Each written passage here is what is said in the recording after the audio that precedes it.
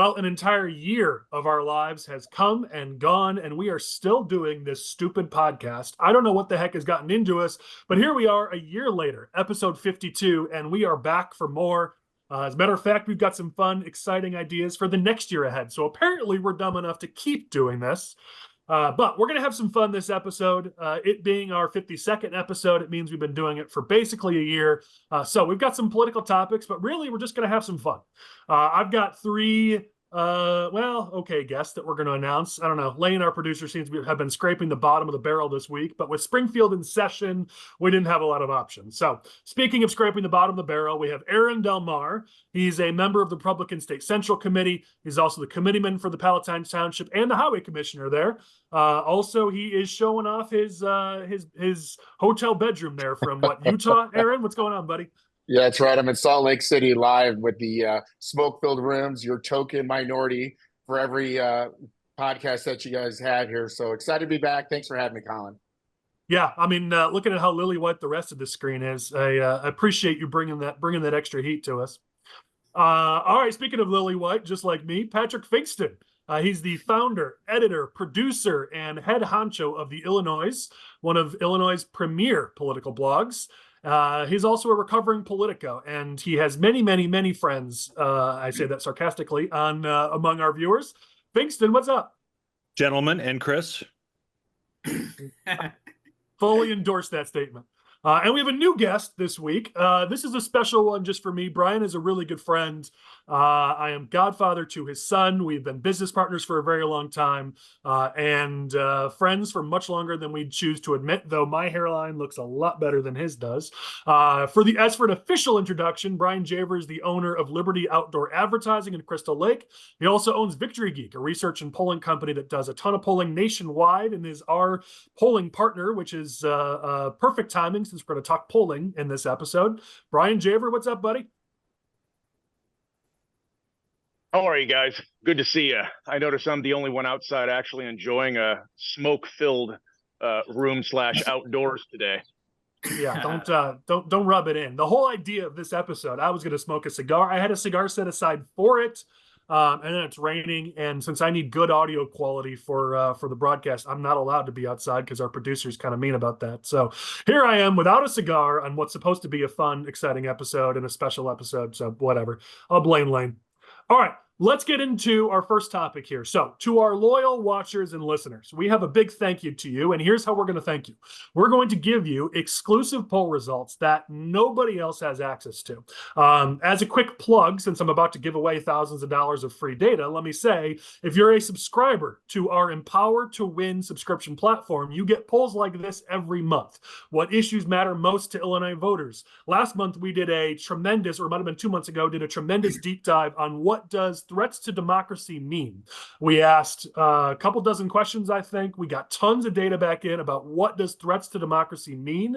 A ton of really useful information in there. We also did a deep dive on demographics. If you're religious, are you more or less likely to be Republican or Democrat? If you're a pet owner, if you have certain levels of education or income, if you're a homeowner, all that is really helpful, especially if you're in a field program and you want to know which doors to knock on and which doors not to knock on. Next month, special preview, we are doing a massive deep dive on abortion. What messages work? What messages don't work? If a Republican were to say blank, would you be more or less likely to vote for them? Some awesome data is going to come out of that, which we'll release in a couple weeks. So you want to be a subscriber to Empower to Win, but if this being a special episode, you're going to get one of those polls free of charge here on this episode. So lucky you, you're excited. We're going to dive into it, and we've got some political experts and polling experts on the podcast to talk about it, which is kind of exciting. So let's jump right into it. The first question that we asked that we're going to dive right into here is which issues matter most to Illinois voters? What are those top issues? And we saw a pretty significant change. Lane's going to bring it up on screen in post for our viewers, but I'll tell you guys, and let me give you a heads up, we purposely did not tell the 5 people on this podcast what any of these numbers were. I want to get their live reactions to these numbers. So they're all going to learn this just at the same time you guys are learning this. So top issues. Number 1, immigration at 17%. Number 2, threats to democracy at 15%. Number 3, economy at 13%. Number 4, healthcare at 10%.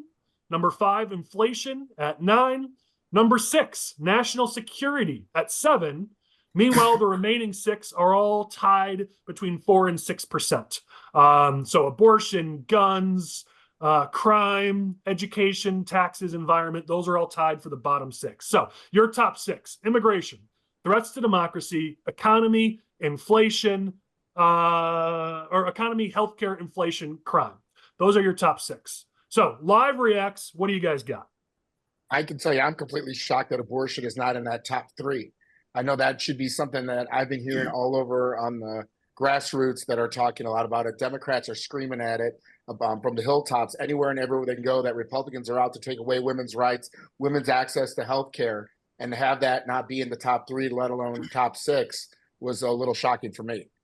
Yeah, so here's another tidbit on that. Not only was it 7th, with only 6% saying it was their top issue, when you drill down, only 3% of independents picked it as their top issue. So 6% overall, but this is driven strongly by liberals and Democrats. It's a base issue. When you go to moderates, when you go to independents, it drops even further. Only 3% of independents put abortion at the top of their list. So that tells you something.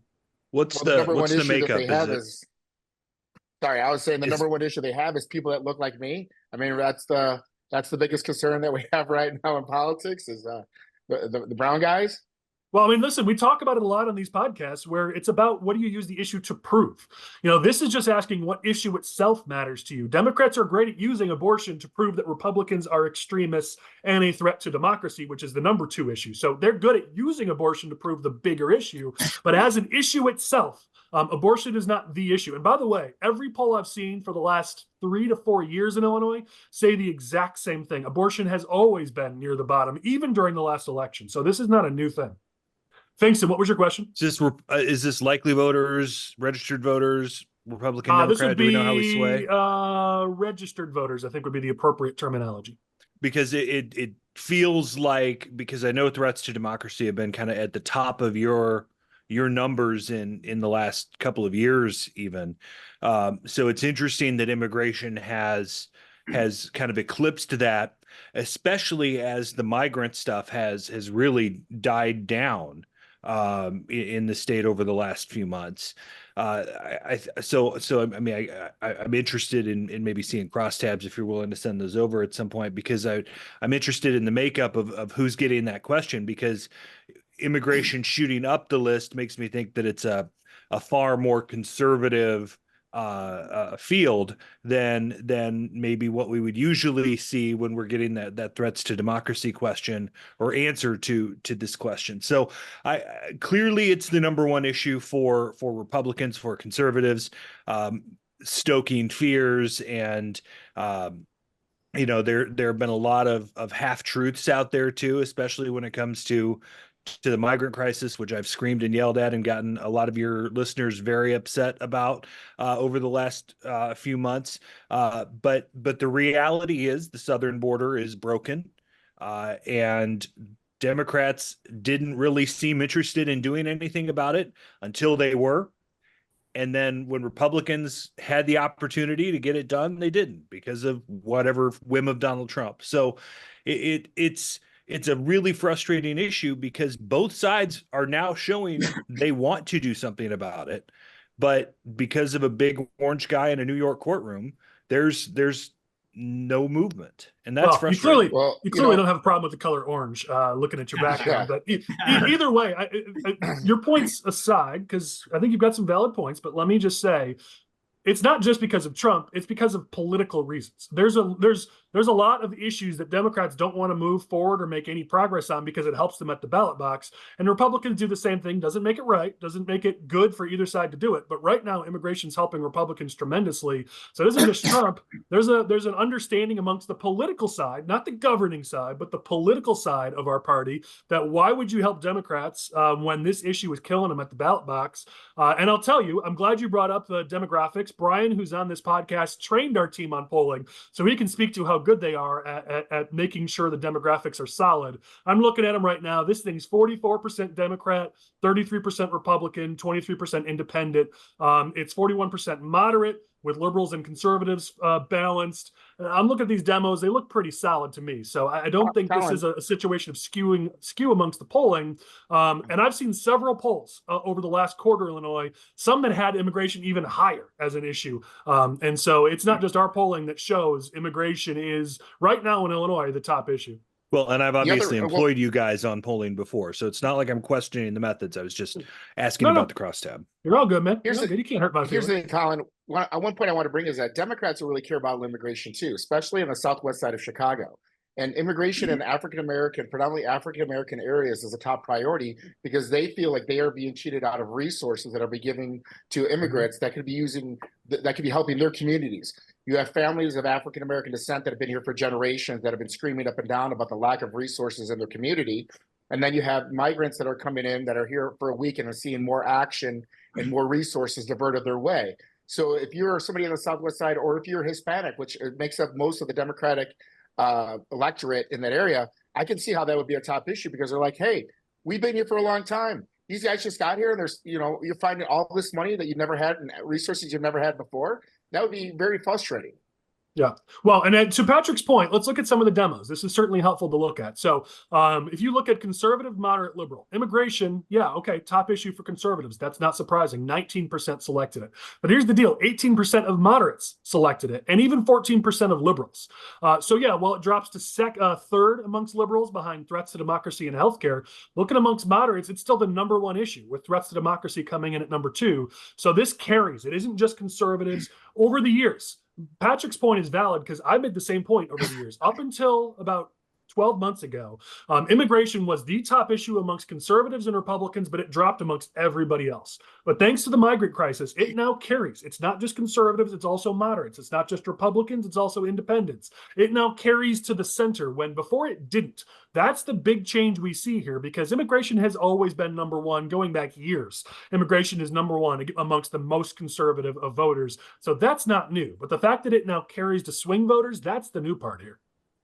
You know what I want to mention, I'll tell you, is suburban women are starting to pay attention. And the reason why is because it's starting to affect their children. As the migrants that are coming into Chicago start dissipating and heading towards the suburbs all throughout the collar counties, you're starting to see an influx of migrant children that are attending all the schools. And when all the kids are going to the schools, the resources for each of the children, the percentages from teachers to students keeps on getting wider and wider. We're used to having one teacher for 15 or 18 kids. Now it's 22 to 28 per kid. That is starting to be picked up by suburban moms. And they're like, hey, what's going on here? The quality of the education, the resources we pay in tax dollars is now being diluted. That's a major issue for a lot of suburban women. Yeah, and looking at cost of living, I mean, here's the thing. We'll talk about that next in terms of, though it took the next couple spots here, but I'll just mention on threats to democracy, it's still a strong issue. It's still number 2. And where it's the strongest is with seniors. 22% of seniors chose this as their top issue. It was number 1 for them. Immigration was number 2. So it's not like immigration doesn't work with seniors. But if you want to see what's that demo where threats to democracy still plays the best, it's amongst seniors. And that's, of course, one of the most important voting blocks in any election. So threats to democracy is still a very strong issue. But you're seeing immigration pop up now. To Patrick's point, will this last till November? I mean, it's May now. This is the top issue as of the beginning of May. We're 6 months from Election Day. And something I know, Bryan speaks about a lot when it comes to polling is if you poll 6 months out from Election Day, don't assume that these are the numbers on Election Day. So we can't make that assumption, but we can certainly say that people care about it right now. Well, and I think we get complacent with a lot of the polling too, because what it comes down to in terms of modeling and statistics is you have to weigh the cities at a significantly higher value within the polls than obviously you do the rural communities. And I think one thing that people are overlooking right now is that when you have that level of density in a Chicago, a Crystal Lake, an Elgin, things like that, when you're seeing those numbers representative amongst those parties and you see immigration being that big of a deal, that means it's a given in the rural areas. It's a given in the suburban areas because those have been issues on those people's radar for a long time. So to penetrate with that issue in those cities is a major gift that we've been given on the center of right stage. So to your point, I think it's going to be really interesting to see how that goes in the next 6 months. is Abbott going to continue sending these buses or not? Because to a large degree, if he does stop sending them, this is going to stop being as big of an issue as it is. Well, and as you guys know, when it comes to polling, we're on the cutting edge, right? We care about issues months before regular humans care about issues. So while we're saying, hey, this is starting to dissipate, this is starting to die down, we're a couple months ahead of where the public is. We always are. And so the question will be, what happens in a few months? Does Abbott push more buses to Chicago as the DNC gets closer and closer? Or, right now the population intent is dropping dramatically. Does this stop being an issue? When we test this, we do this every quarter. So in July, we'll have more poll numbers. When we test this again, will immigration drop, and will we see a new issue take the lead? We'll know in a couple months. So cost of living there came in the next 3 spots, and we advocate for combining those issues. So a thing to understand, this question is a issue question, meaning we're going to list the different issues from the strictest reading of what an issue is. So things like immigration, economy, healthcare. But when it comes to the real world, a lot of these things get combined. For instance, cost of living combines things like the economy, healthcare, inflation, taxes. It all comes under that banner. And when you ask the public, what's your top issue, and you give the words cost of living, in every poll that I see, that takes top at like 49%. So keep that in mind, that we were asking on specific issues, not categories, not combined issues. We wanted to pick individual issues. So there's 2 ways to ask this question. And had we asked just cost of living, I'm sure that would have taken the lead, because you see the next 3 spots behind threats and immigration are the economy, healthcare, inflation. Taxes is pretty far down, but if you bring those numbers all together, that takes first. So clearly cost of living issues are big for the public. And let me point this out, something to note. Cost of living plays the best with some pretty important demographics for Republicans. Minorities, especially Hispanics, they're more likely to list this as their top issue. Of course, Republicans and conservatives, but we've got moderates who also put this near the top of their issues. So some key target demographics for us that we want to reach, pick cost of living as their number 1 issue. Now, I'll make sure I point this out. They include healthcare in their cost of living conversations. Republicans don't do a great job about that, but voters are very concerned about healthcare, and we don't talk about that enough. So we need to keep talking about cost of living, but we need to make sure that healthcare is part of that conversation, because 10% chose healthcare as their number 1 issue, coming in 4th in this survey. It's not something we can ignore in our messaging. And that was one of my major. I'm sorry. Collin, since 2020, when Joe Biden took over as president, and under his failed leadership, taxes are higher, inflation's higher, food costs are higher, gas prices are higher. Hell, his own son, Hunter Biden, is higher. Everything's higher since Joe Biden took over. It's at least as high, right? Well done. Chris, what were you going to say? What I was going to say was my takeaway from what you've been saying this whole time is that 8 out of 10 of these issues benefit Republicans, and the 2 striking ones that don't benefit Republicans are threats to democracy and healthcare, like you mentioned. Republicans have come a long way since when Obamacare first passed, when they were winning the healthcare argument in this country, and the part of the reason why the Republicans were able to take the House and the Senate in 2010 and 2014 was because of a backlash to Obamacare. Nowadays, Obamacare and some very liberal programs on healthcare have pretty high approval ratings in this country. So Republicans have to either rethink the way they view healthcare policy in this country, which I don't think is going to happen, or they need to rethink the way they message healthcare in this country, because there's an opportunity here. People are paying more and more every year for healthcare. And you can tie this in with the immigration issue. We talked on either last week's episode or the episode beforehand, where the state of Illinois is pushing for more healthcare benefits for undocumented and not immigrants and non-citizens. It's much easier to go to the doctor and get help with something from a doctor if you're an undocumented or a non-citizen than it is if you're a citizen in this country. You can't get anything for free in this country, but everybody else gets it for free. So there's an opening there, and I think there's a big opening if Republicans actually message us. Well, Chris, I'm going to try to see if I can get one of these clients on one of these episodes, but we do a lot of polling, which is unfortunately locked behind confidentiality agreements. So I got to be careful what I talk about, but we do a lot of polling for some nationwide clients on healthcare, and they've got a message that is working. I'm safe to say the following, which is it's about cost. It's about cost transparency. Republicans have a really good narrative here on healthcare, and I want to see if I can get one of them on to maybe dive into that for our viewers, because There is a narrative, and it's starting to get out there, and even Trump is using a lot of those messages. I don't think it's pushed hard enough. I don't think it's pushed often enough, but that fits under that cost of living narrative. If you get into the costs of healthcare, the transparency of those costs, and who is bearing those costs, to your point, Chris, there's a great road here, and I see the Senate Republicans pushing this a bit. I'd like to see more Republicans do it because healthcare is a big issue for Americans. It's a big issue for Illinoisans, and it plays well for us if we actually talk about it.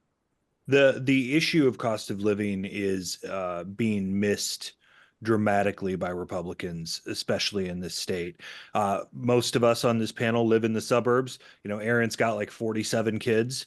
I can imagine his grocery bill. I've seen ours and what we have to pay here in the suburbs, and that matters to people, you know, and instead Republicans have gotten caught in the minutia of a very minor grocery tax that doesn't actually impact people that much as it is, and they're getting schooled by the Pritzker administration on the politics of it. Yep. And instead they look like they oppose cutting taxes on groceries, and they were clearly unprepared for it. So I would say that Republicans need to find their message on cost of living, because I don't really know what the hell it is. Well, and Patrick, to that point, that we struggle more in the House than we do the Senate on that. And I will not name names on this one because I actually really like this person. But one of the top candidates on the Republican side in a district that's one of our top 10, I'll say that we're looking at, has a banner that they push out everywhere that the first thing is low taxes. Republicans are so obsessed with the word tax. I don't know what it is. I don't know if we roll off the womb with the word tax and we just can't leave it. We can't lose it. But you look at this poll. I've been screaming at this for a very long time. Look at this poll. Taxes took 4% on top issues. A quarter ago, it was 3%. I've got years of polling in this state where the voters are not picking taxes as their top issue, but Republicans are so obsessed with the word taxes that we can't let it go. And you can roll taxes into a broader cost of living discussion, but we can't. It can't be just taxes, because guess what? That is not what voters are focused on. And if property taxes aren't going to move voters, then the general tax argument is never going to move voters. Yeah, it drives me crazy, and I just saw that again this week. We're to your point. I hate to agree with you because that's going to probably lose me 30 viewers, but you're not wrong that Republicans really do struggle on this narrative of cost of living. Let me give a couple quick more things so we can go to the next question. The other change in this is national security. So it's only at 6th here, but it's at 6th. It was at 11th last quarter. Every other issue. So there's 12 issues, as you'll see in this list. 10 of them went down from last quarter. Only 2 went up. Immigration was the big mover, but national security going from 11th to 6th. And what's interesting to note is the jump was amongst males, where Republicans have lost ground over the last 5 years under Trump, amongst middle-aged voters, Asians, moderates, and independents. That's where it made the biggest jump, was in those demographics. And if you go down that list, those are all demos Republicans got to do a heck of a lot better with if we want to win in November. And so while national security is not a top 3 issue at this point, the fact that it's made that big of a jump, especially amongst some key demos that we need to reach, to me, that's pretty significant. Is your assumption that that's Israel/Iran? Probably, but I also, because Ukraine's not new. I mean, it's Israel Hamas, but it's also a little bit migrant crisis. So people look at the migrant crisis as also a national security issue, but it's mostly Israel Hamas. We don't have a level of granular data for me to look at. We have ethnicity, but we don't have religion. So I can't see if where do Jewish voters fall versus maybe others. I don't have that within this survey. But when you see, again, some of those key demos being driven on this issue, it's certainly something to keep an eye on, and it may be something we should be talking more about. Yeah, I'd like to know the minutia of that, because I would believe that it has something to do with Israel-Palestine, but I want to know what it means for Israel-Palestine. Are people picking national security because they're concerned about Israel? Are they picking national security because they're concerned about Ukraine? Are they picking national security because they see all these protests and encampments on college campuses and are picking it the closest thing in the list to what that issue is? I don't know, So I'd like to. This is something I'd love to have another poll on. The college campuses, I think, have really pushed this in our favor. I mean, you're seeing a lot of leftists who really don't like what they're seeing on college campuses on this. I mean, this isn't Vietnam where we're sending our boys and girls somewhere to die. You know, that's when if you want to protest that, and a lot of voters today grew up protesting that. Okay, I can understand the arguments there. That's American lives that are being lost. But you see college kids coming out of class to protest a war that has very little to do, nothing to do with the U.S., but at least a lot less than Vietnam did. And what we're seeing in polls, and Chris, we do a deep dive through Empower in a month or two on this issue if it has staying power, and maybe we'll give you that data that you're looking for, and to our subscribers, of course. But you're seeing a lot of my left of center friends who are pretty reliably progressive, let alone liberal, really don't like what they're seeing on college campuses. You need to find a new class of friends. Like I mentioned, All right, go ahead, Chris. You're better looking than I am. You get to go first. Well, like I mentioned last week, I mean, I don't know if it's people are moving away from a Palestinian point of view to an Israeli point of view because of the college encampment issue. I think it's more so that they see the college encampment issue, think of, look at all these freaking rich kids on the college campuses protesting nothing, and think, I don't like that. So I don't know if it's moving people from one camp to another. It might be on some micro level, but I think it's more so moving people from these people are stupid, where is a more sensible alternative, and there isn't. Possible. All right, we're running low on time. Aaron, go ahead, and then we'll jump to our next question. No, I was just making a slight joke. I was saying that kind of like all your progressive friends, you need to find a new class of friends. I mean, speaking to what Chris says about all the encampments, the only people that like the encampments are the people that work at Dick's Sporting Goods and then work at REI because they're getting all the tent sales and they're getting all the camper sales. You know, these guys are out there glamping over at these college campuses. I mean, they need to take out a page of old Richard Daley when he was working to the Democratic Convention back in 1968. Shoot to kill. Well, listen, we're going to have a lot of conversations. We're going to have a lot of conversations about the DNC coming to Illinois for sure. I'm sure there'll be a lot of talk about that. Let's go to our next one. Michael, we're short on time. We're going to keep moving. So let's go to our next. Let's hit these next five fairly quickly. But let's talk about, we also ask a number of questions that are tracking questions on how do people feel about the outlook of the state, the economy, cost of living, etc. Let's go through those one by one. First of all, Illinoisans are down in their outlook of this state. So we actually had some positivity last quarter when we asked this question, but right now that has completely changed. So only 33% say we're headed in the right direction compared to 48% who say that we're on the wrong track. That's a net rating of -15 and a 33% drop from a quarter ago. Now, does that mean our poll a quarter ago was probably a little too favorable for the state and a little too favorable for Pittsburgh and the Democrats? Probably. I don't think we've dropped a full 33 points. However, we have dropped significantly, and there's been several other polls in the last couple months that have tested right direction, wrong track, and they've all been right around this number in the negative teens. So I'm pretty confident this number is pretty solid here.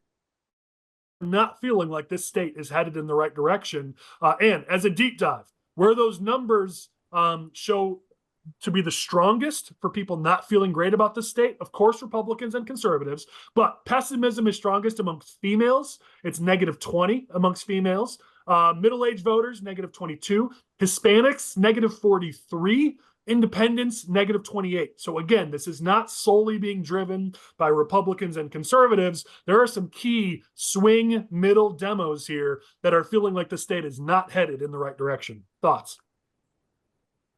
I feel like I have more questions than answers on that because it's the minutia of the state's financial issues are not resonating with voters today. Like understanding what taxes the Pritzker administration is proposing an increase in, where you're seeing a shortfall, what's in and out of potential state budget that hasn't even been introduced yet. Yeah, but nobody cares. Looking at the financial value. Nobody cares about Springfield. Let me make my point, man. That the regular voter doesn't understand the minutia. They don't care about the minutia. And so I'm more interested into what's driving that, because there are a lot of economic indicators in the state that aren't as bad as we've seen in the last 5 to 10 years. So I'm more interested, I think, in the perception than the reality here, because it's not a great situation out there, but you can certainly argue that it's better than it's been in the last half a decade or a decade in certain parts of the state. Feelings matter, man. Like people don't feel like it's better. I think that's the key here. The facts may be on your side, but come on, it's politics. I'm with you on the idea of cost of living, taxes, inflation, the fact that gas is over $4 a gallon in the suburbs again. I'm with you on all of those, but is that the indicator that make people say the state's going to hell? But I think that's the thing, right? We have that curse of knowledge. We know what's happening in Springfield. We know those indicators that you point to, Patrick, and we get that as insiders, and that's great. But to the average voter, they're not paying attention to, is Rivian and a few job openings, unless you live in Normal. They're not paying attention to the Springfield budget, which, by the way, is not balanced. And even though Pritzker likes to say that it is, I don't know that those indicators are all as good as it seems. And you go to Main Street doesn't feel super great about the economy, even though Pritzker can say all he wants that the economic indicators are great. The average people in the state don't feel like things are great, even if the facts maybe tell a slightly different story. I don't know why you're trying to paint me as a Pritzker defender here. I mean, anyone who knows that's not the case. I'm saying I don't know what the light switch is for people to say it's bad now more than it has been in the last 1, 2, 5, 10 years. I would like to synthesize two different points of this polling and kind of reach a conclusion here. We see that immigration is moving exponentially from, to be the top issue of this poll. But we're also seeing a big shift from, people right track to wrong track. Perhaps, and again, I'm spitballing here, perhaps part of the perception issue is that people see how bad things got with the migrant crisis. And something clicked in their mind, and granted, the migrant crisis wasn't a new issue a quarter ago, but based on this shift, they think in their minds, things are getting so bad with the migrant crisis and immigration, I will now also say that we are on a wrong track because of this issue. I'm not saying that's maybe the right answer here, but there's at least some correlation here between, the immigration going this way and the right track, wrong track's going this way. There's a parallel here. Yeah, you're right. Let's anyone have any other quick thoughts on this before I read the next poll result? All right, let's go to the next one. This one can be quick because I don't think anyone's shocked by this, but trust in the state's elected officials is the next question that we ask. And unshockingly, that trust has fallen. So it's now -8% as the net number in terms of who trusts the state's elected officials. 35% trust the state's officials, 43% do not, or just elected officials in the state, I should say. That's a 31% drop from last quarter. Again, I think our poll last quarter was a little bit too favorable. That said, still a significant drop. Of those, only 15% are very optimistic. Meanwhile, 29% are very pessimistic. So if you go to the varies, those who feel strongly, they're twice as likely to feel against or mistrustful of our state's elected officials. So, and that's, I just read something about the economy, so I'll get to that next. But trust is definitely very down here. Of course, the thing about the city of Chicago, you went from bad to worse. You had Lori Lightweight over there trying to run the city of Chicago with no expertise or no background or any kind of experience doing it. Now you put somebody in there that was a Cook County commissioner for less than a term. Now he's trying to run the city. He doesn't know which way to turn. He's got like this whole Biden fumbalaya. I don't want to talk about the Bears. I need to talk about the Bears. I need to figure out what's going on with the crime. I don't want to contribute $80 million to the migrant crisis, but I do. He doesn't know the state owes us $1 billion. Right. I mean, the guy's a wackadoodle, and he's trying to run the second or third largest city in the United States. Of course you don't trust him. He hasn't earned it. Yeah, I mean, it's no surprise to see these trust numbers. As a matter of fact, it's a topic that center-right organizations have used a lot over the last couple of years to beat referendums, to get a few policy wins. So that's not a surprising number. Let me go to the next question, because I think there'll be a little more discussion on this one, so it's better to open it up on this one. Are you feeling optimistic or pessimistic on the economy?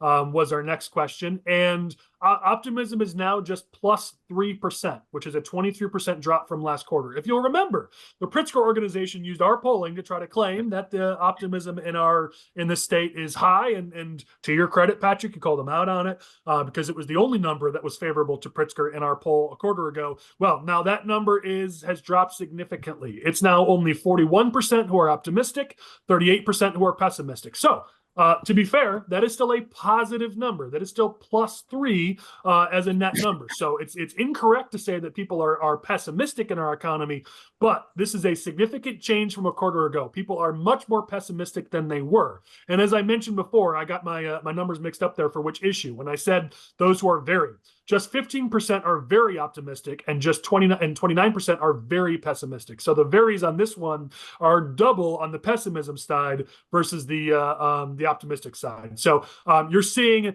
a lot of really strong pessimism towards the economy in this state. 100% you're seeing that. I mean, look at some of the different things like you mentioned earlier. I mean, let's be really realistic about it. We know that the grocery tax was really just a self-serving issue for Pritzker himself because he wanted to save a few bucks. I mean, that's really what we should be discussing. And I see Pfingsten shaking his head. He's like, man, I can't believe I'm on the same podcast with this guy. But no, if you look at our economy, if you look at it from an international Fat jokes are never cool, dude. Oh, we're just having a little bit of fun, Patrick. I mean, I know you get upset when I harass Democrats. I get it. Not a big deal, my friend. I still like you a lot. You know what I mean? I know you don't like it when we make fun of your buddy Pritzker. But jokes aside, the economy. I think it was more about size than Pritzker, but either way, carry on. Right. The economy here in the United States has really been taking a downturn under the failed leadership of Joe Biden, and Illinois is just following suit under the failed leadership of J.B. Pritzker. Nobody should have somebody named J or B in government in Illinois or the United States, as far as I'm concerned. Well, listen, to give it a little bit back to you, Aaron, I know you feel a little high and mighty to talk about people's size now that you're svelte and you know you're looking real dang good. But no, I've known you for a while, buddy. I remember you in your round days. All right. Hey, listen, my kids always said that I had a dad bod, and I said, no, I do not. I have a father figure. Maybe one more fat joke, and maybe we'll bring up a picture of Aaron when he was less sexy. So changing back to business here, you know, there's a couple of things that strike me. I think there's a lot of bleed over on a lot of these issues that you've brought up so far, and I think there's a lot of hidden things in what we're hearing. So for instance, I'd be interested in one of these polls to, instead of asking the specific issue, asking the bucket that combines several like issues. So maybe asking whether the bucket of security, whether that be domestic, state, local, your community, is the most important issue, whether financial and all those different financial issues are the most important, or whether social is the most important to them. And finally, the 10,000 pound Trojan wonton in the room here is China. We haven't talked about China at all. And I would venture to say that China has become increasingly important to people on their minds right now. Yeah, I mean, I'm certainly hearing more about it now. I mean, I wish we'd heard about it. This is kind of like Romney pointing to Russia being a problem and Democrats making fun of him. And then like a year later, they're like, oh, Russia's a problem. Like, we've heard a lot of people talk about how China is an issue, and it's finally now actually starting to get a little bit more mainstream. So yeah, I'd love to see if there's more interest in that now, and I want to see it grow. No, Collin. You don't get off the hook here. I remember sitting in the core strategies office 3 years ago when you told me China was a paper tiger. So I don't want to hear you come on this podcast right now and tell me that China. Were you even on the team 3 years ago? I was. I've been at this damn company for 3 freaking years now. Oh my goodness. For some reason. Haven't gotten fired yet somehow. But I remember you telling me China's expansion is actually a good thing because we get cheap goods from them. So I don't want to hear this nonsense from you that China's actually an important issue, because 3 years ago you were telling me not to worry about that. I think that's out of context, but I won't try to defend myself too much since I don't remember what it is you're talking about. Save it for the roast. You're right. Yeah, exactly. Let's go to this cost of living. We talked about this a bit. This is a huge issue, to Illinois voters. Cost of living is it's a big deal here. Only 22% say it's affordable to live in Illinois, while 60% say it's expensive. That's a net of -38, which is 21% worse than it was a quarter ago, and it was bad a quarter ago. Cost of living is a big deal. And here's the thing, this is everywhere. Every demographic agrees. Males at 34, negative 34. Females at negative 41. Young people, negative 27. Middle-aged, a whopping negative 52. Seniors, negative 33. Whites, negative 36. Hispanics, a whopping negative 53. Blacks, negative 28. Asians, negative 57. Of course, conservatives, negative 49, but also moderates, negative 40, even liberals, negative 19, Republicans, negative 53, independents, negative 43, even Democrats, negative 23. Everyone agrees it is not affordable to live in this state. Cost of living is a massive concern for the voters in this state. So certainly something we got to talk about more. What's the answer? I mean, I don't know what the Republican answer is to that in an electoral strategy. You know, people can't buy a house. People can't buy a car. You know, we talked about the grocery store. We talked about property taxes. What's the Republican answer? I don't know. Yeah, I mean, listen, I don't know that I have one. If someone asks me, what's your answer? I don't know that I have one because I'm certainly not an economics major, but you can make this an issue as much as you want, but if you don't have some sort of an answer, if you don't have some sort of a here's how we'll do it better, then why are voters going to trust you on it? Yeah, I mean, I think you make a very valid point that we can wail on the Democrats on this issue and raise their negatives, but we also need to show that we're a better alternative. And I don't know that I've seen that plan because we're not really super good at putting together plans on the Republican side of how the world will look better if we're ever put in charge. The few times we've done it to great success nationally, but you don't see a lot of that. And you're right. We can wail on the Democrats on cost of living, but we got to show that we've got a plan for how the world would look better if voters entrusted us with the reins of government. How about applying conservative principles? How about applying conservative principles to government, right? How about taking a look at the way that we tax, the way that we spend, bring down the cost of the way that our government is being run, taking a look at how many employees that we have. 85% of our total tax base is plain public sector employees, and seeing, is there anything there that we could whittle down? Do we need millions of people working in the Illinois system? That saves tax dollars. How about putting lines on the spending that we're going to have each and every year, evaluating that when we have Cook County assessors, the way that they're assessing our property taxes and shifting that money each different way, looking at our school boards even from the bottom all the way up, and how they're 78% of our taxpayer dollars, and how are they using those funds, you know, responsibly, right? Voters were asleep by the second sentence of that. I've never met a school board that doesn't like to raise taxes every year to capture all of that different increase in property gains, right? Those are the things that we need to be working on. Yeah, they're not sexy and flashy, but those are the small, minute things that we can do on a daily basis to try to make people's lives better and lower that. They're the same issues Republicans have been running on in the state since I first covered politics in 2006, and it's not worked. Those issues do not work for Republicans in this state. You've got to have something to tell voters, moderate and independent voters, because that's the only way Republicans are going to win, is if they garner a majority of moderates and independents. You've got to give them a reason to vote for you. And right now, they sure think that the party of Trump is a hell of a lot more extreme and out of touch than the guy who's worth $4 billion and lives in a giant Gold Coast estate. I mean, it's impossible to me that the Republicans have lost the narrative so badly. Yeah, I mean, there certainly needs to be a shift in our thinking and an approach on how do we address this cost of living issue. To me, I think good examples always play out the day. Stories always play out the day. I mean, I've wanted for a long time for our party to show what it looks like to live under Republican leadership. Get out to the suburbs, get out to rural areas, and highlight these mayors, these local leaders who are leading their communities in a conservative way, where they're keeping taxes down, they're keeping costs down. Aaron mentions, I mean, we live in Palatine, the village of Palatine, for a very long time, a board of which Aaron served on for a long time, instead of capturing growth, held the line flat and didn't even capture growth for years, which no municipality was doing, no unit of government was doing. You know, in a lot of these Republican areas, you're seeing that cost of living being held back, which is why people are fleeing the cities and moving to these Republican areas. I think there's a great narrative to be had. And instead of, I think both Aaron and Patrick are right. Patrick's right. We get stuck on issues, we're going to lose. And so instead of kind of getting lost on the issue, the issue battle of look at this list of 20 issues, let's tell stories. Let's show how in Naperville under Republican leadership, in Joliet, even in Springfield, Springfield, in Cary, in Palatine, in Crystal Lake, in these communities where there are conservative and Republican leaders, great things are happening. Even in communities like, let's talk Waukegan, where it's a Democrat in the lead, but she's governing in a fiscally responsible manner. The city's way better off because of it. You know, this center-right leadership around the state is showing that there's results because of it. And I think instead of getting lost on the issues, let's just tell those stories. Collin, real quick, I'll tell you. Now, I'm going to beat my chest for just a minute. You know, I have the privilege of serving as the Palatine Township Highway Commissioner, a small municipal district in Cook County, right? One of the 30 townships. Since I took over in 2016, I've saved the taxpayers of Palatine Township over $1.5 million.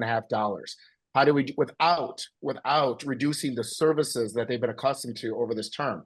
Why? It's because we're looking at our fiscal spending. We're looking at best practices. We're looking at ways that we can engage with other our taxing bodies and communities to, you know what I mean, to lower their expenses. We do half the plowing for the village of Palatine because we do it less expensive than them having to hire additional human beings at a labor rate and having to buy more infrastructure and trucks. It's a very small example, but if you can take this and replicate it and duplicate it on a statewide level, you'd be able to have a lot of cost savings and put those dollars back in the taxpayers' pockets. You know what that reminds me of? I mean, Aaron, it's a great example, a great story. You know what that reminds me of is Marty McLaughlin. You know, we've given him a lot of grief on these podcasts, frankly, for good reason, and he gave us another reason this week, which drives me crazy. But you look at Marty's record as mayor of Barrington Hills and what he did after taking over from a Democrat as the leader of that town. The stats are amazing. What he was able to do in Barrington Hills to reduce the cost of living for their residents. If anyone has a path to having a good narrative on cost of living, it's Marty McLaughlin. And so I'd love to see him take the lead on something like this and show, you know, the results he was able to drive as mayor, and maybe use that in his race, and maybe salvage what right now is not a campaign that's going in the right direction. And maybe that could be a great example for Republicans throughout the state. If anybody has a leg to stand on the cost of living issue, it's a guy like Marty McLaughlin, who served locally and had successes, just like Aaron mentioned in Palatine Township. So maybe that's a path ahead for Republicans. All right, last one, because we have spent way too much time on this topic and we're nowhere near the end of our agenda. So last one here is asking people on out-migration. Are you likely or unlikely to want to move out of this state? And here's an interesting number. Actually, people are less likely today. There are fewer people today who say they're likely to move than there were a quarter ago. 45% say that they're somewhat likely to move, compared to 53% who said that they're unlikely. That's actually 12% less in favor of moving as it was a quarter ago, 12% less in favor of leaving the state. And so people are more pessimistic on the state, and yet they're even less likely to want to move out of Illinois, which I think is interesting. And it's part of the reason why we say out-migration is not a winning issue for Republicans in the state, just because it hasn't worked. It polls down toward the bottom constantly in polling. And there's a lot of people who at this point, if you can leave, you've left. Those of us, there's a few others who might be looking to leave, but most of us who are here are kind of stuck here. So talking about how, things are bad and everybody should leave is not a winning issue for the people who are left here, because we're like, hey, we're stuck here. Could we maybe try to fix this damn state? Yeah. Well, do you think that maybe it's not that people, I wouldn't necessarily, maybe it's not like a positive in the positive sense where people are like, I don't want to leave, but it's more like I can't leave, right? Like, it's the cost of living is so high, like people just can't afford to get out of here. They're kind of like, oh, I'm stuck. You might be right. Here's the thing. 45% of your residents wanting to leave your state is not a mark to be proud of. So this is not me saying that this isn't an issue. When you have a state and 45% of your residents want to get the hell out of Dodge, you've got a problem. So this is in no way a good number, but we teach in politics. Brian taught our team this early on about looking at trend lines. More than the numbers themselves, it's the trend line you should be looking at. And the trend line here is every other number has gotten way worse for Democrats in this state. This one got better. So trend lines matter. And the fact that this one moved opposite of all the other numbers, that's statistically really relevant. Right, because there's a class issue with movement, because the people who get to move out of the state of Illinois are the Ken Griffins and the Dan Profts of the world who have the money to pack their bags and move to Florida. Most people who are struggling to make ends meet in this state, they don't have the financial capital to pick things up and even move across the border to Indiana or Missouri. even that is a big ask for a lot of people who are struggling with the cost of living. So, right, people might not like the state, but they're also like, and also Illinois is a great state. People poo-poo Illinois too much. This is a great state, so don't let them tell you otherwise. But people can't afford to leave. Yeah, well, not only that, but if you look at the people in St. Clair County, I hear that none of them want to move now. They just got a new chairman down there that's doing a heck of a job. He's a social media guru. So they're like, hey, we're thinking about moving. We got a new chairman. We're just going to stay now because we can see it getting brighter and brighter. There you go. All right, that's our polling. Let's get into this next segment here. We open this up for this episode. Ask people if they've got questions to submit them. We got a bunch of good questions. We don't have to spend a ton of time on this just because I know we got some other topics we want to get to. And I know especially you, Brian, have to go. So let me know when you do need to leave. We really respect that. I'd love to get your closing thoughts before you go. So give me a wave whenever that time hits. But in the audience questions, we got a bunch of really good ones. Thank you guys for submitting. Let's go through these one by one. Most people said they wanted to be anonymous. Because of that, I'm just going to ask all of them anonymously, to be honest. You can out yourself after this episode comes out. For those who ask these questions, you're welcome to out yourself and say, oh, that was me. Feel free, but I don't want to make anybody uncomfortable. So we're going to do them all anonymously. But here's the first question, and I'll open this up to anyone who'd like to speak about it. Why don't people talk more about the costs of raising a baby when they talk about the cost of living? Formula and diapers are more expensive now. Meanwhile, we have Biden this past week saying, oh, it's fine. They have the money to spend, which I didn't even realize he had said that. I had to look that clip up, and holy cow, that is completely out of touch. Anyways, that's the question. So cost of living, yet another question about cost of living, but in this case, formula, diapers. I mean, we don't buy as much formula because Teddy's breastfed, but I can tell you diapers, the cost of that is every time I buy them, it seems to be higher each time. So this is definitely an issue. So why aren't conservatives and Republicans talking more about a family issue, which is the cost of raising a kid? Well, I think a lot of this has to do with the fact that Republicans don't want to talk about things like welfare, unfortunately, because the left for a long time has had a narrative regarding abortion specifically that pro-lifers are pro-birth, they're not pro-life, that once a kid's born, there's no help from the government on these issues. And frankly, for a lot of Republicans, that's true. It's gotten better, but they're adversarial to the idea that the government should help a family raise a child, which frankly is wrong. If Republicans are pro-family and pro-life, they should, advance these types of issues, and it would benefit them at the polls and in the ballot box. So, well, I Chris, think what you're talking about is exactly the difference in the Republican Party today. It's why Freedom Works just closed, because they've been trying to push that libertarian aspect. And in the era of Trump, this is not a libertarian party anymore. It is definitely a populist party. And I know you're a big Trump guy, you and Michael, but so I'm not surprised for you to see you push that populist angle. And that's the war within our party right now, which is pre-Trump, post-Trump. Pre-Trump, it was very more libertarian, like you're saying. Post-Trump, it's more populist, like you're saying. So this is kind of an inter-party battle that's going on right now. Well, and we spent a lot of money on formula on our now 2-year-old. He was heavily into formula, and we had to live through the shortages during the height of the pandemic. When it was impossible to find the right formula, and I can tell you in a situation where we weren't scraping by to be able to feed our child, it was still stressful.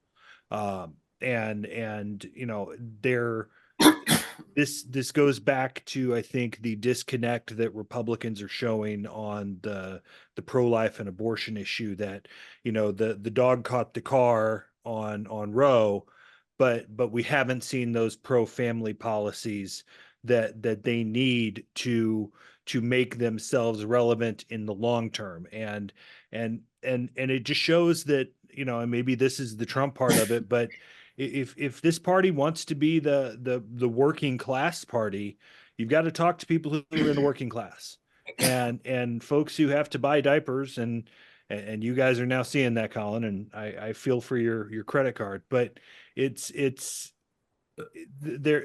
a real disconnect within what's happening within the Republican Party and how it connects to real people, especially middle class and lower middle class voters.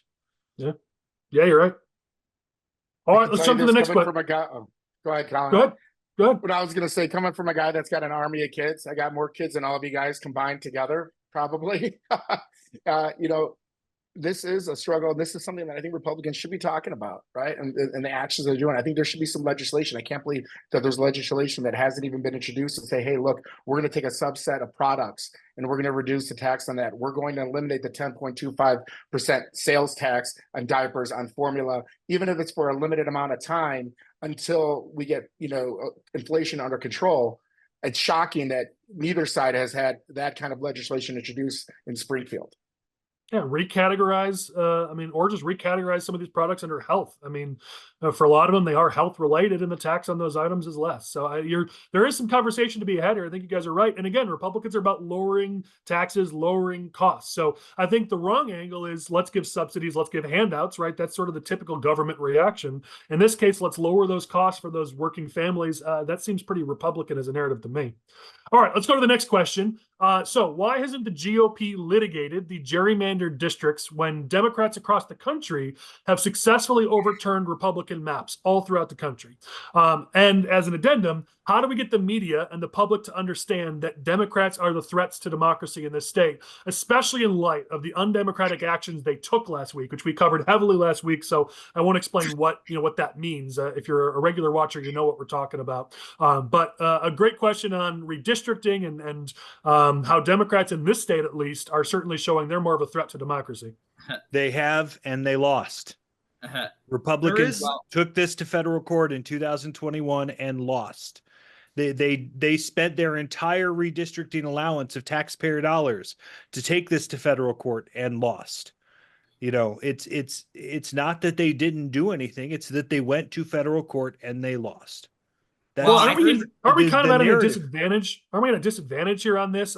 You look at how Democrats across the country do a better job in these lawsuits because they can claim, hey, look, we're making sure we're packing in minorities into these districts. Well, guess what? Especially if you're packing in black voters, they're going to vote Democrat. So they can say it's for ideology when there were people during redistricting down in Springfield, Democrats who outright admitted they were taking party registration numbers or party voting numbers into account in their maps. They were brazen about it, but because in the courts they can say, no, look, it's based on racial demographics. They're able to get away with it. And there's a very different sort of litmus test taken for a Democrat map versus a Republican drawn map.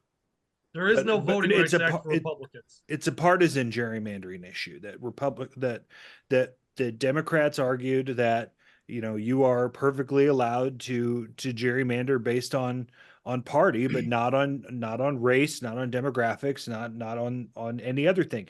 That's why all these Republican maps are getting thrown out, is because they've packed black voters into tiny irrelevant districts. Instead, in Illinois, they gave black voters a larger than reflective power. It's really in terms of Hispanics the who got number the of shaft, seats. but yeah. And that would have been probably the better argument, but Hispanics and Asians got completely shafted in the map, and that's where the focus should have been. So the reality here is that the